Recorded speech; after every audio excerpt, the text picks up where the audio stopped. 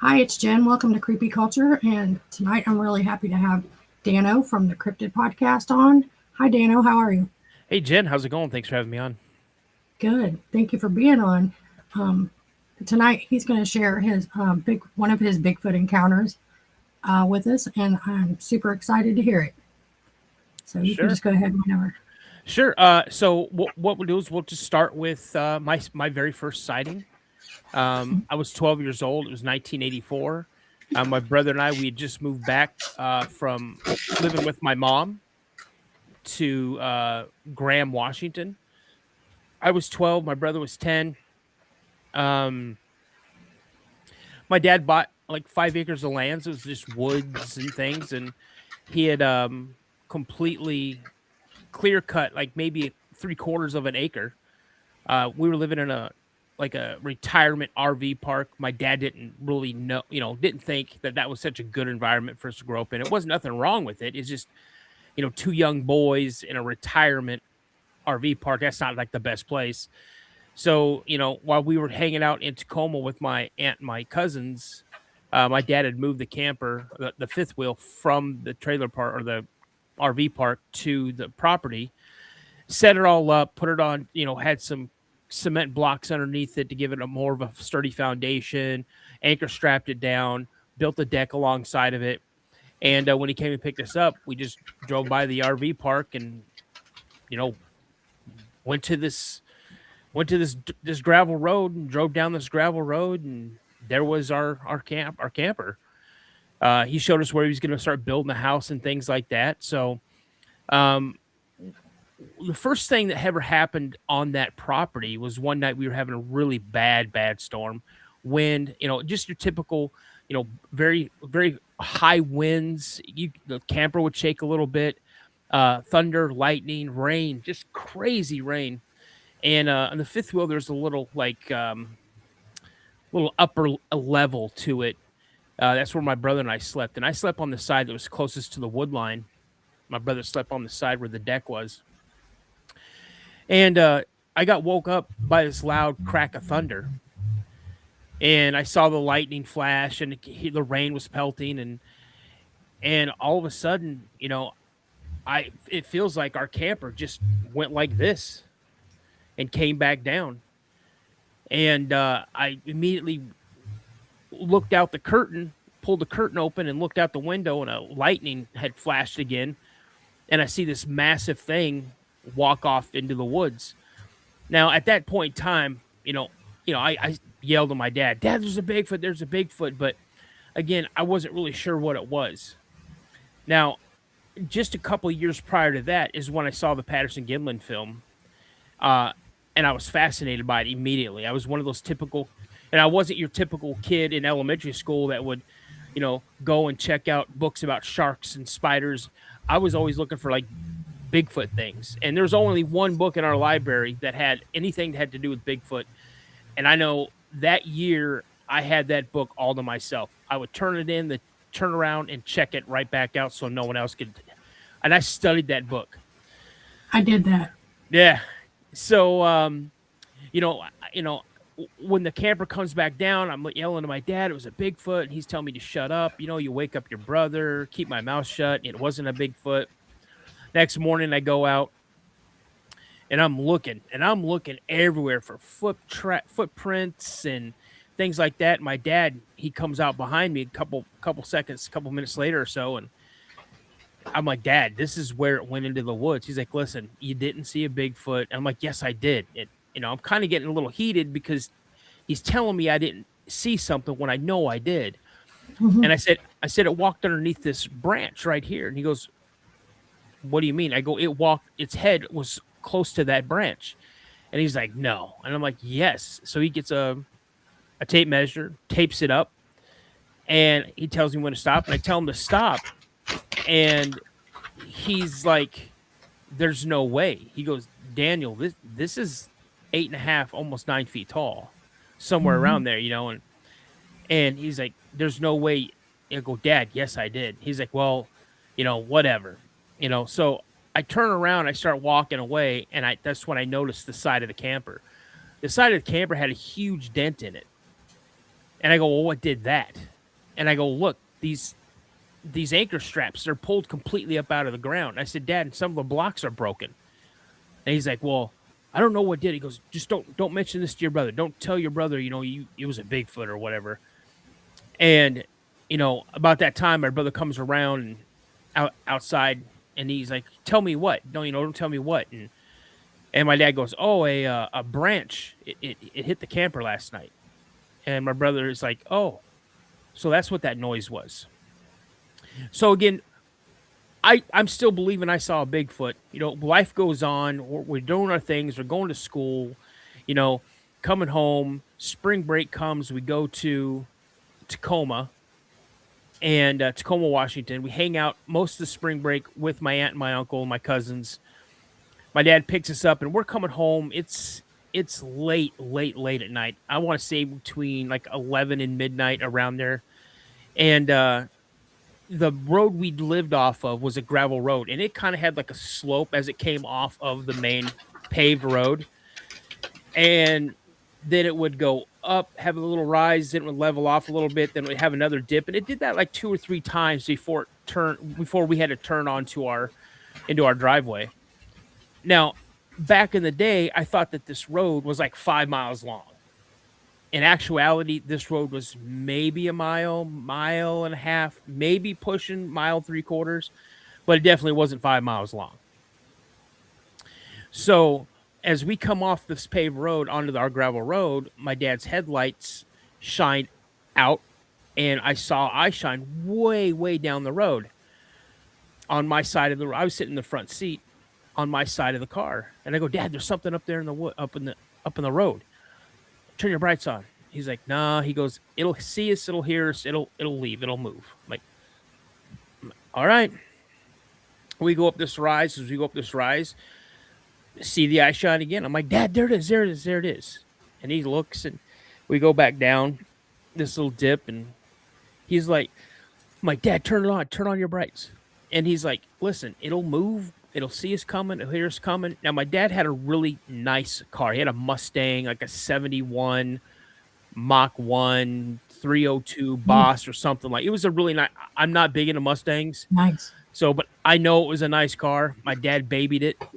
And he had put some driving lights on front of the car, but instead of having straight out ahead, he angled them out in a way that he could see both sides of the road. Because there was a lot of wildlife in this area. There were so many deer, porcupine, coyotes, and it's just your typical stuff that's going on in this type of area of woods. And we were surrounded by woods. And so we go back down this rise. We start driving. We start coming up, and just as we crest the top of this little rise, my dad turns on those driving lights and the brights of his Mustang and lights up everything in front of us and on the sides. And there she was. She was kind of hunkered down on the side of the road. She stood up, brought her hand up like this, and that's when I noticed her breast. And she went like this to cover her face as she turned to kind of like face the part of the vehicle. Saw her face briefly, saw her hands, the palm of her hands. I could see the detail on the palms of her hands. Her skin was like black. Her fur was like a dark gray, like charcoal gray. Hair hanging down from the bottom from her forearms. Her face was not covered at all with hair, but everywhere else was hair. It was thinner hair on her chest and her abdomen area. Best way to describe her built wise was kind of like Patty, so kind of big, but she wasn't as big as Patty was. She was more slender, if that makes sense. So, I immediately, I'm in my mind screaming at as loud as I can.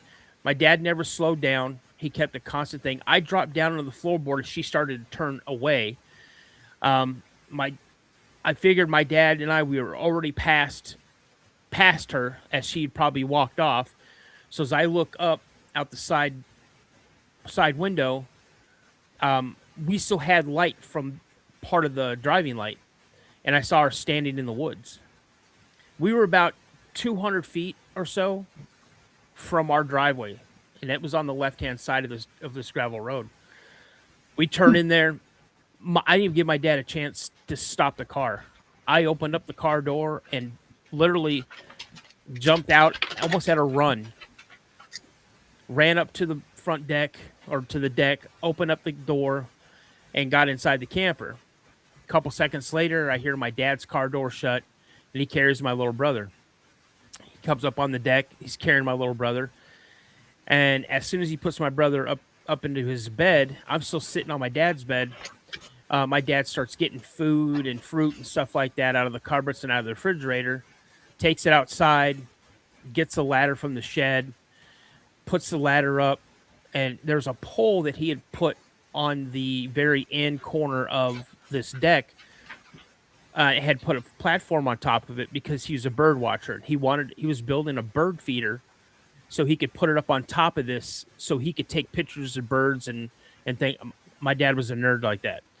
So he goes and starts putting all this stuff up on this platform that was on top of this pole.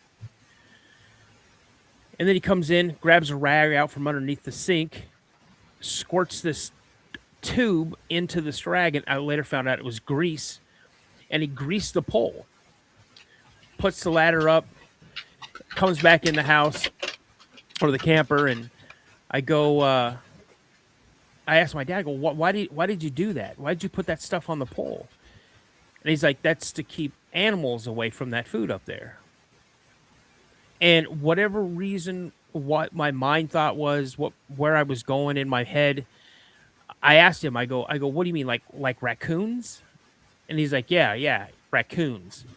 I'm like, oh, okay. And that made perfect sense to me. My dad validating what my thought process was, that kind of took my mind off of what had just happened, 20, 30 minutes earlier, So, I asked my dad, I go, Dad, what was that? What did we see? And he's like, you know what we saw. What you think it is, that's what we saw. We saw Bigfoot. And, again, I'm like, I knew it, but in reality, outwardly, I was scared. So my dad was a smoker. He always smoked outside. He goes out for a smoke, and he didn't shut the door all the way. And I hear him talking. So again, I'm going to be a little eavesdropper. So I go and hear him talking, and he's saying something like, we saw you, you saw us. These are my boys, don't hurt them. This is my family. We just want to live here. We're trying to build a home. We don't mean no harm or disrespect. Just don't scare or hurt my boys. Something like that. So he comes back in, and I'm like, who are you talking to? He's like, oh, I was praying. I'm like, why didn't I hear you say amen? And he kind of chuckled, amen. Now I'm going to preface this real quick. I was lucky to have my dad around into my 40s. My dad passed away in 2014. I was 42 when he passed away. And not once have I ever seen my dad go to church, or have I ever seen my dad pray, ever. So for him to come out and say he was praying, at that time, it kind of made sense, but it didn't, because I kind of heard what he was saying, but for him to come out and say praying, I think what he's trying to do was trying to, I don't know, kind of protect me from what was going on, kind of take my mind into a different direction, So he comes back in and he's like, do you want to sleep with me? I'm like, yeah, can I? He's like, absolutely. So he gets ready for bed. I'm already laying in his bed. And so I'm sure we talked a little bit before I finally fell asleep. And I'm sleeping with my back to the wall that's nearest the wood line. And my dad had one of those old, like 1970s alarm clocks that had like an amberish glow behind these numbers that would flip. They would flip. And so it Mhm. let a little ambient light into the camper. And so I remember roughly around between 1 and 1:30, I hear this loud, like, creak or crack, and it sounded like something heavy was stepping up onto the deck. And I looked at my dad. My eyes shot open. I looked at my dad. My dad puts his finger to his lips. He's like telling me to be quiet. And I'm trying to ask him a question. And that's when I hear and feel something run alongside that wall that I was leaning up against. And it went around the back part of the camper. And then I heard something climbing up over the railing of the deck. I look at my dad. My eyes are all wide. He's looking at me. He's trying to keep me calm. He's reaching back with his right hand, trying to pull me closer to him, kind of hug me and reassure me that everything's going to be okay. I hear another thing step up onto the deck. And again, this is going to be a poor representation, but I heard something that sounded like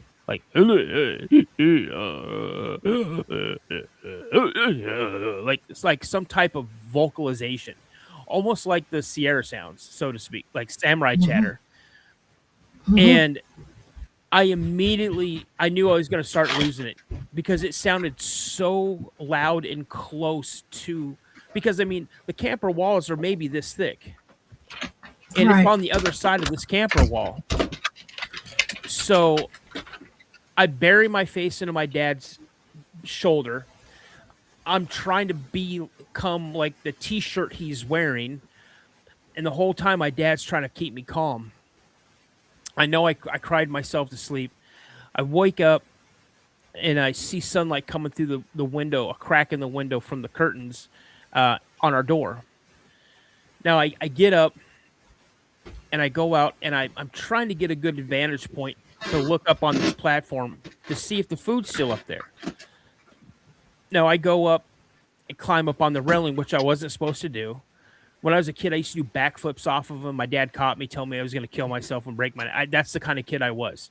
You know, I would climb the highest tree I could find and whip it back and forth, and then catapult myself over to the next tree until my dad caught me. You know, then I stopped doing that. But you know, I just did dumb things like that. And so he heard me jump off the deck because I saw when I got up on the railing, all the food was gone. And so when I jumped back onto the deck, my dad heard me, and that's what he goes, "You better not be up on that railing." I go, "Dad, it's all gone. All the food is gone." And he comes out, he's like, "What?" I go, "Look, look." And so he's looking, and at that time I'm now walking up to this pole, and I could see where something had grabbed the pole in different places, and then something had taken its finger and dragged its finger all the way down, and looks like it took the grease and wiped it off on the railing. Oh, And I told him, I said, "Dad, I knew it. I knew it. I told you. You didn't believe me. And last night we saw it, and now we know it's real. And they took all the food, something like that." And he's like, "Again, don't tell your brother." So summer comes around. It was a Saturday because my dad was going to take us camping, not camping, but fishing. And he got called into work to do inventory, so he was not happy about that. So he got up and left like at 6 something in the morning normally, and he didn't get home until like after 5. So my brother and I, we had the whole thing to ourselves. Now from us moving there, me knowing what was in those woods and stuff, for whatever reason, that still didn't stop us from playing in the woods. We still had a heck of a time playing in the woods. We built a tree fort. We would roam through woods that didn't belong to us. We trespassed all the time, but we weren't destructive or anything. So we had the door open of the camper. We were playing music. My brother's playing Atari 2600. We're listening to my dad's vinyl like we're not supposed to. We're eating chips and all this type of stuff.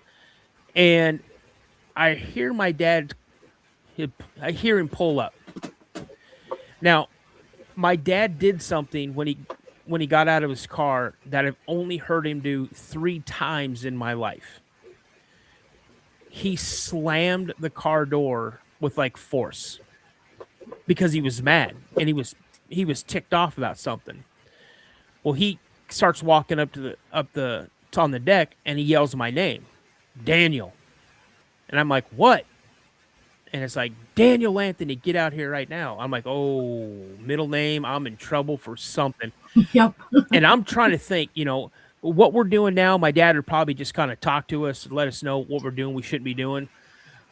When he throws out the middle name with the first name, I did something pretty bad, and I'm like Hmm. I'm like one level below getting a whooping, right? And so I'm trying to think, what did I do? What did I do? So I come out and I'm like, yeah. He's like, you want to tell me what's going on? I go, what are you talking about? He's like, what's up? What's up with the burn barrel? I go, what do you mean? I didn't burn any trash today because back we didn't have a pickup service. We didn't have a trash service. Hmm. We burned all our trash.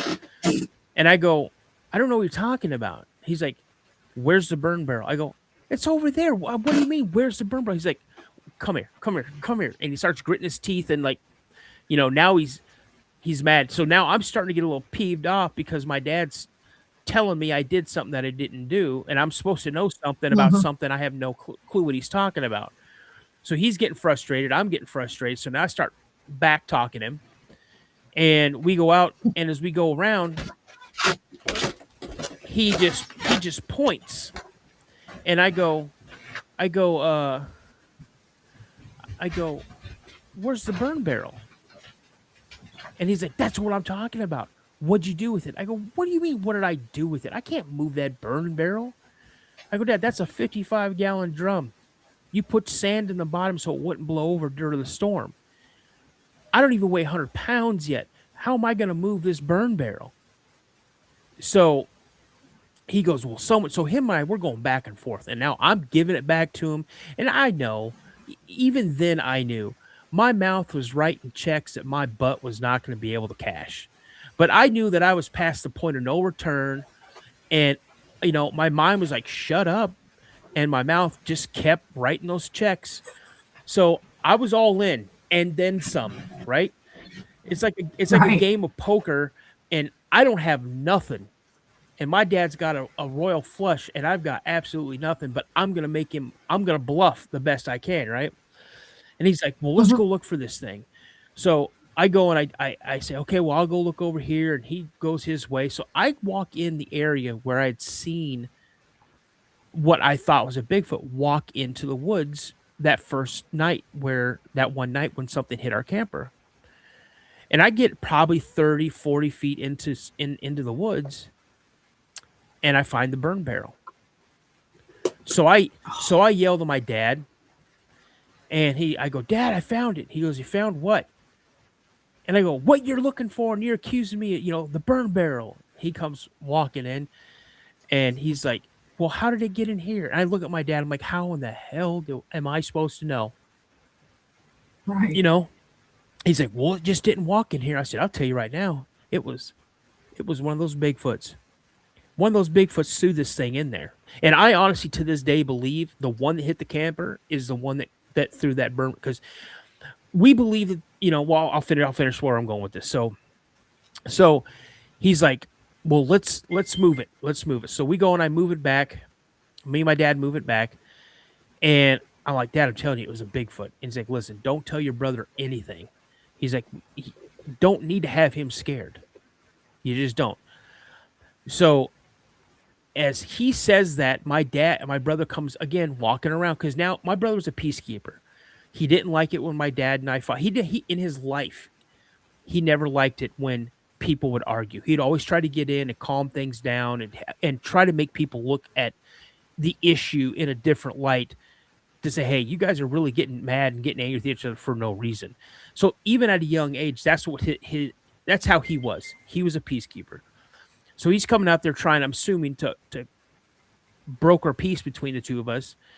And he says, you're not supposed to tell me what. And before I could even think about it, and before my dad could say anything, I just blurt out, a Bigfoot threw the burn barrel in the woods. and my dad smacked the snot out of me, and I kind of look, I grab the back of my head and I yell at my dad, and just straight faced and as calm in a tone as he could say, my brother goes, "Oh, well, I don't think it was one of the small ones that I've seen." And my dad and I are like, "What? What do you mean?" And my brother's like, my dad and I were both asking questions. I assume, if I don't remember what we asked him, but I know we were both like gobsmacked at, "Holy smokes, you've seen two little ones?" You know? And he goes, "Well, yeah." He goes, when we play music, we put the speakers out on the deck. He goes, "Oh, they love music, Dad. Dad, they love your music. They'll come in over here in the woods and they'll sit." He goes, "Come here, I'll show you. I'll show you." And he walked us over to where this crops of trees were that my dad had no intention on cutting down. And he says, "Oh, yeah, they'll come from over here. And then they'll come in the back of these and they'll sit down and they'll listen." He goes, "I've seen them come back here a couple times." He goes, "And when we're done, they just get up and they leave." And he goes, "I've thrown baseballs and tennis balls out there. They never give them back. They just keep them." He goes, "Yeah." I go, "What do you mean?" He goes, "Oh, I've gone out there, a couple days after I threw them out there." And he goes, "No tennis ball, no baseball. They just take them and leave." We built a tree fort. My brother said that he at one time was walking out to the tree fort or tree house, and he said he saw one of the smaller ones jump. We were like 15 feet in the air, jumped out of the door of the tree house, landed on the ground like it was already in motion to run. It didn't like plant and then take off. It was just boom. It was like one fluid motion. And he said it took off through the woods so quick that he couldn't really even track on where it went. It just vanished into the woods. There was a time where my brother and I were up in the treehouse, and I kind of looked at my brother, and I'm like, "Man, something just doesn't feel right." And he goes, like, "Yeah, we should get back to the camper." Or we call it the house. So we should get back to the house.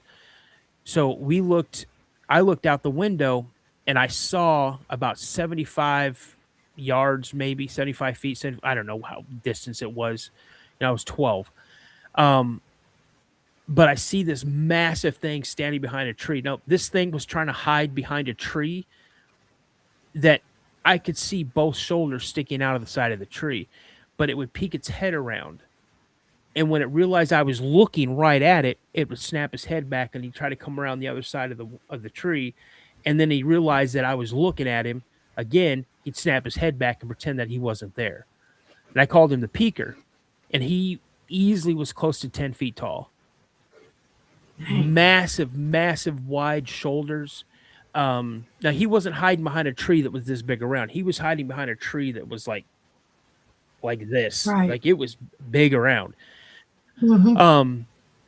And I believe that was the adult male. And what I come to realize is we believe that there was a family unit there. And I actually not believe, I know there was a family unit there. The female that we saw was the mother. The peaker, Mm-hmm. he was the father. The two juveniles, of course, were two kids. And the one that I believe that hit the camper and threw the burn barrel into the woods was like their oldest child, like a young adolescent, like adult, like Mm-hmm. late teens, early 20s. And I Mm-hmm. think he was just trying to prove. I think if any of them were going to do anything aggressive on purpose towards us, it would have been that one. That's the one it would have Mm-hmm. been. The alpha male, the peaker, um, he just made his presence known, and I never recall him throwing anything at us. He would just show up. You could definitely tell he was in the area because it just felt different. The female, I would see every once in a while. My brother and I, we would zip around like on a go kart or a mini bike, and a lot of times we're like, "Oh, there she was," and she would like peek out. She would peek out of like the trees as we blew by, like she was just trying to watch us. Um, we lived closer to the end of this road, so we would have to walk up that road to get to the bus stop because the bus stop was where the paved road was at. and there was a one light post right there. So there was like a street light there, and that was the only light there. And so my brother and I, we'd have to get up like 4 in the morning. We'd leave the house by like 4:30, and we would go all the way up to the main road to catch the bus because we lived out in a rural area, and our bus ride it was like an hour and a half, almost 2 hours. You know, Mm-hmm. so we would hear things moving along the sides of us, and so we never really just moseyed along. We kind of moved with purpose. We always held each other's hand, and as soon as we got to the light, everything felt better. So, and then October of 85, my dad was involved in a really bad car accident, and was almost killed. And he called us. The person that stopped to see if he was okay, he convinced them to take him to work. And he didn't want to go in an ambulance. He said, "Take me to work. I got to let my boys know." And from work, he called me, explained what happened, and then from work, he did take an ambulance to the hospital. But we had to move with my aunt. My aunt came all the way from Tacoma, picked us up. We grabbed everything that we wanted or needed, and we moved. Now we didn't see that place until the following spring. And when the spring came, we had to go. My dad unfortunately lost the property. He sold the camper. The people who owned the property wanted the camper off, so the people who owned the camper were going to move it out of there, and said, "Hey, if you guys want anything else out of this camper, come and get it." So it was me, my dad, my aunt, and my little brother when we showed up, and I already took everything pretty much I want. I didn't have a lot of stuff. My little brother was helping my dad, my aunt go through things. I was walking around the camper, walking around the property, and what I noticed on all the windows was like there was prints, like something was trying to look in through the windows. Now, it could have been anybody. It could have been anybody there trying to see if they can get in and steal whatever they wanted to steal, if there was anything. But up on this loft area, you have to get on a ladder to look into Right. those windows. Look, one on each side and the one in the front. You could see those prints on the sides and on the front of those windows. And that's my sighting. That is something else. And I got questions. Sure. Did your dad, was he feeding them the whole time? Did he know he was feeding them? Okay, so like I said earlier, my dad was from Ketchikan, Alaska. Mm-hmm. Uh I think that my dad knew exactly what he was doing. I think my dad Mm-hmm. knew more about what was going on before I realized what was going on. I honestly think my dad believed me when I first told him that I saw a Bigfoot hit the Mm-hmm. camper. I think he was trying to deflect a lot of things, trying to take my mindset and move it into a different direction, so I didn't dwell on something or be afraid to live here. Because my dad grew up in the woods, Right. up in Alaska. He fished, he hunted, that's the life he wanted for us, and so yeah, I think he absolutely knew what he was doing. Now, my brother and I, we would put things up there, different times. We found like a pile of like salmon berries, huckleberries up there one time. Uh, Again, we would just put food up there, whatever my dad bought. You know, um, one of the coolest things we ever got back, in my opinion. I mean, yeah, we did have a couple dead raccoons a few times show up on the deck. A couple rabbits sometimes showed up on the deck. Um, Mm-hmm. but on top of this one time, I got up there. We put something up there, and I got up there, used the ladder, climbed up, and looked, and there was a single blue glass marble, and I don't know where it came from, but I kept that thing in a baby food jar, literally for like, two, I was in the military. I still had it, and between moves, it got lost. Aw. And then, what was I going to ask you? I already asked you about your Mhm. dad. What state was this in again? I think I missed it. Washington State.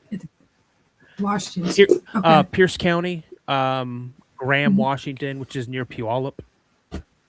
So, Mhm. And I know you've had more than one Bigfoot thing, but are you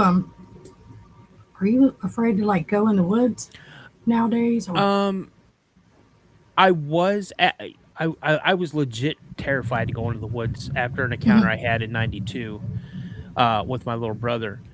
Um, but I've slowly started going back into the woods, hiking. But one thing I will not do is I will not go off a beaten path. If there's an Mm-mm. established path, that's what I'm staying on. Even if Same. I can see where I'm going, if I cut through here, I can get to where I need to go faster.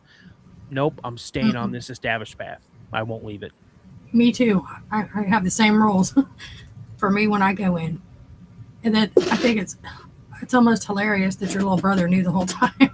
Oh yeah, yeah. I He knew mean, everything. oh, he absolutely did.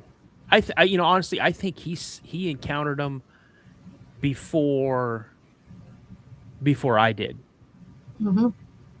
That's because what I was thinking. I'm a firm believer that these things can read energy. Hmm. And I mean, what's more pure than a 10-year-old kid out there Exactly. playing or whatever. Hmm. I thought that was funny. Your dad was trying not to Yep, he was trying to shut you up so your little brother wouldn't know, and he knew the whole entire time. yep. He was shutting me down, and yet my little brother knew. It's hilarious. But that's all the questions I had. I just wondered about that. Yeah, But I love that. Thank you for sharing it. sure. And I'll go ahead and stop recording. But you want to go ahead and tell about your podcast? Sure. Anybody who is interested in this topic, like Jen is and like I am, I mean, well, before we do that, do you want me to tell you my UFO encounter? Yes, Okay, I cool. do. Okay, cool. So this was in Washington State again. This time I was my junior year of high school. I was living in Lacey, Washington, and my dad had bought a townhome down there, and we there was a boat dock, and this was probably, I want to say, early October timeframe. Yeah, early October timeframe, maybe a little later. No, maybe a little closer to Halloween. It wasn't super super cold out. Sweatshirt weather was perfect, and me and this girl that I was dating at the time, we were down on the boat dock. It was at night, and we were stargazing. That's my story, and that's what I'm going to stick to. Hmm. And while we were stargazing, I started like legit feeling something. Like I felt like the static electricity, and I kind of sit up and I look at her and I go, "Do you feel that?" And she kind of looked at me for a second. She's like, "Yeah." I go, "What are you feeling right now?" And she's like, "I feel like it's like static." I say, "Exactly, static electricity." She's like, "Yeah." And then we started hearing this hum. And Oof. the best way I can describe it is, if anybody out there who is a Star Wars nerd, those big Imperial Star Destroyers, Star Cruisers, whatever they're called, as they're slowly moving through space, that noise that they're supposed to be, because we all know there's no noise in space, but you hear like this humming noise. And I'm looking around and I look off to the left, and at this time where I'm looking to, there's all these, it's thick woods. Today, houses. There's no more woods. They're all houses. And just as I'm looking, I see this light like just pop on. And it slowly starts scanning back and forth. Back and forth, back and forth. And I'm like, "What is that?" And she's like, "I don't know." She goes, "What is it?" I go, "I don't know." So we still feel the static electricity. We still hear this humming. It's like a very low hum. And she gets scared. I get scared as well. We jump up. I grab her hand and we run off into my house. Run through the backyard and shut the drapes, lock the doors, and we run up to my bedroom. Now, my bedroom, we had a loft, and I slept in the loft, but you could it was pretty much enclosed except for the two windows that opened up with like wooden shutters. and I could look right down into the dining room, into the living room. But if I look straight forward, I could see through some windows that we had up on the top there. I could see the backyard, I could see the lake, I could see the boat dock, like clear as day. And as we're standing up there, I still see this light, and it's moving back and forth. It scans the woods, it scans my backyard, it scans all the way down to the boat dock. And when it gets down to the boat dock, the light kind of stops almost right where we were at and then shuts off. And so her and I are looking, and we don't have the shutters wide open. We're kind of like this, peeking out, looking out at it. And slowly I start seeing this thing move out above the water. And it's slowly moving. And now I see the entire thing. It looks like it's almost as big as a football field, almost as wide. And it was Mhm. like a wide almost like the stealth bomber, but wider. And it didn't have the angles on the back. It just looked like a wide triangle. And as it kept going out over the water, it got up to a certain spot, and it just went like this. It just shot straight up there, super quick, like faster than I've ever seen anything move, faster than a rocket taking off. And I've been an aviation nut my entire life. Um, it was not a fixed wing aircraft. It was not a jet fighter. It was not a helicopter. Not anything that I knew that we had at the time. Mhm. And we both looked at each other. And she's like, "I want to go home." I'm like, "Okay, you're not driving home alone." And she's like, "Well, come with me." I'm like, "Okay, do you want me to walk home alone?" She's like, "No, no, no, no." I said, "Listen, you stay here. You sleep in the bed. I'll sleep on the floor. In the morning, we'll go home. We'll go to your house, and then I'll walk back." Because I didn't have my driver's license at this time. And she's like, "Okay." So again, wake up. We take off to her place. Her mom and stepdad lose their mind. We explain to them exactly what we saw, what happened, and that nothing between us happened. It and they're like, "Okay, next time, give us a call." We were so shook up, we didn't even think about calling anybody.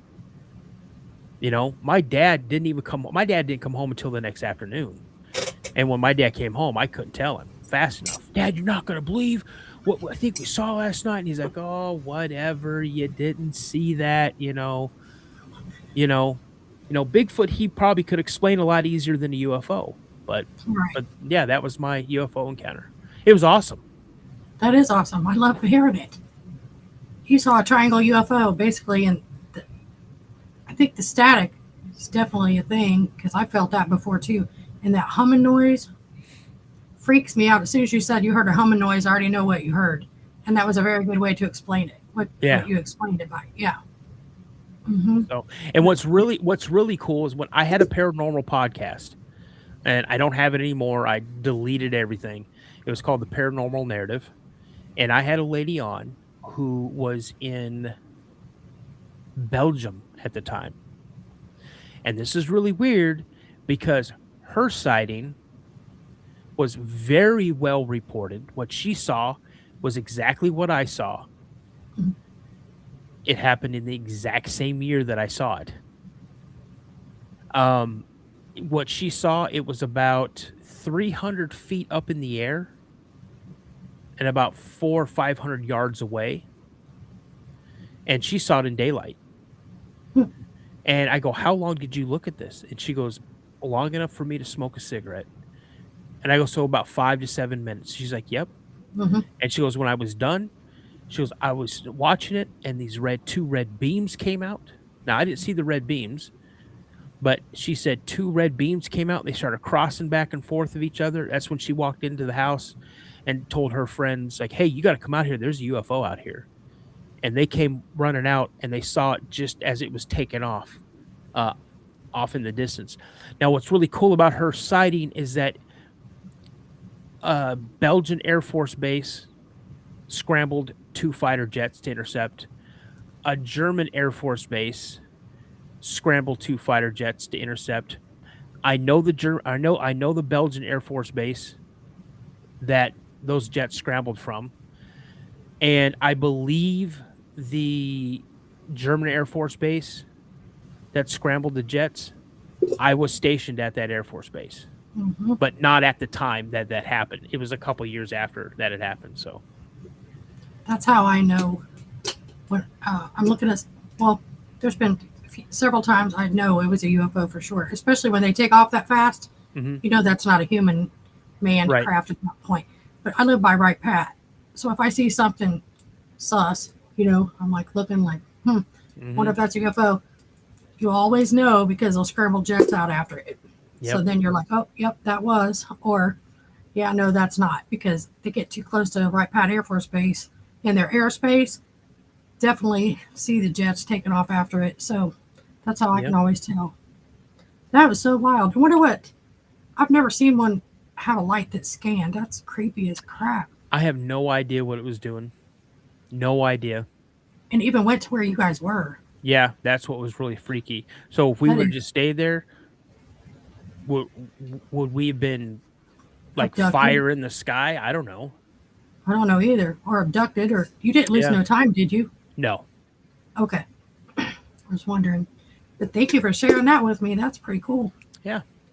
I like that. This was fun. And it was fun. Thank you so much for being here today. I enjoyed listening to your encounters, Yeah. especially the UFO. That was cool too.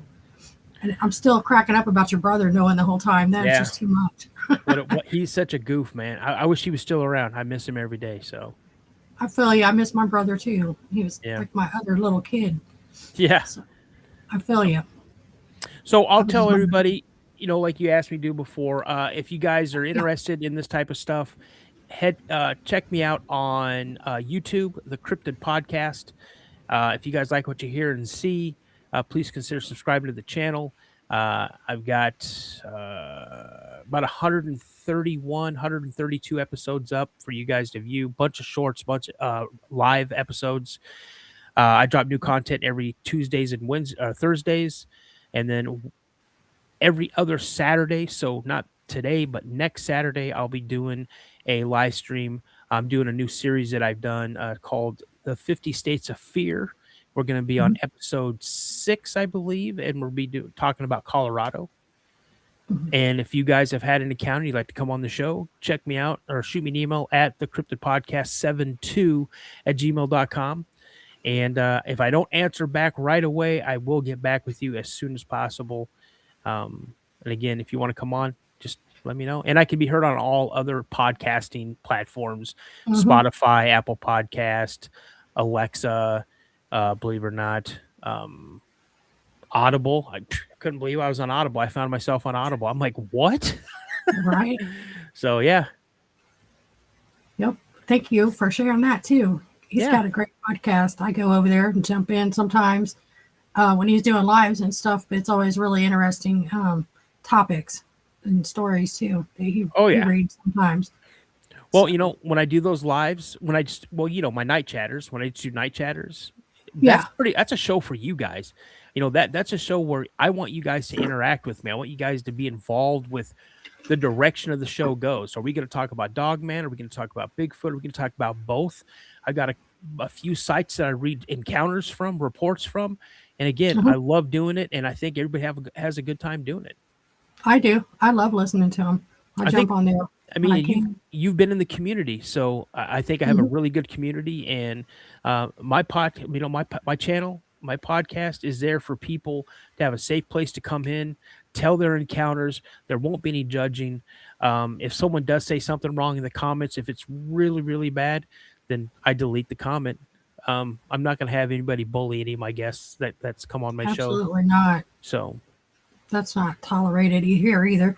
So nope. I'm not live yet because I got to get some more subscribers to Yep. go do that. Hmm. But I'll yeah, help you out. mine. Thank you.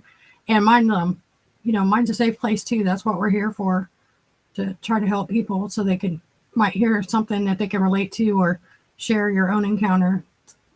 So anyway, but yep, I'm good. You got anything else to add? I don't. Hey, keep it up. Keep up the good work. I'm Keep trying. keep doing those little tweaks that I told you or Yeah, suggested, and it's gonna go. Just don't get frustrated and keep going. I appreciate your help for real. I'm glad all these people are helping me because this is overwhelming. It is. It's a good community, though. It's a really good Hmm. community. It is. I've met all kinds of people. Heck, I'm friends with Ash, one of your moderators. I love Ash. He's great. Ashes is one of my dudes. Uh-huh. So I'm making all kinds of friends, and there's wonderful people in this world, and I love it here. I really do. But you got to watch out. There's those ones, Oh, there and are always those ones. I'll tell you a few I when know we're a few done. too. Okay, Okay. I'm gonna stop. But I know a few We'll too share that are names. We'll share we're gonna names. share. Most of the people, 99% of the people are great. Yep. All right. I'm gonna stop recording. So just give it a sec. All right. Thank you again. Yep. Bye, guys. Bye.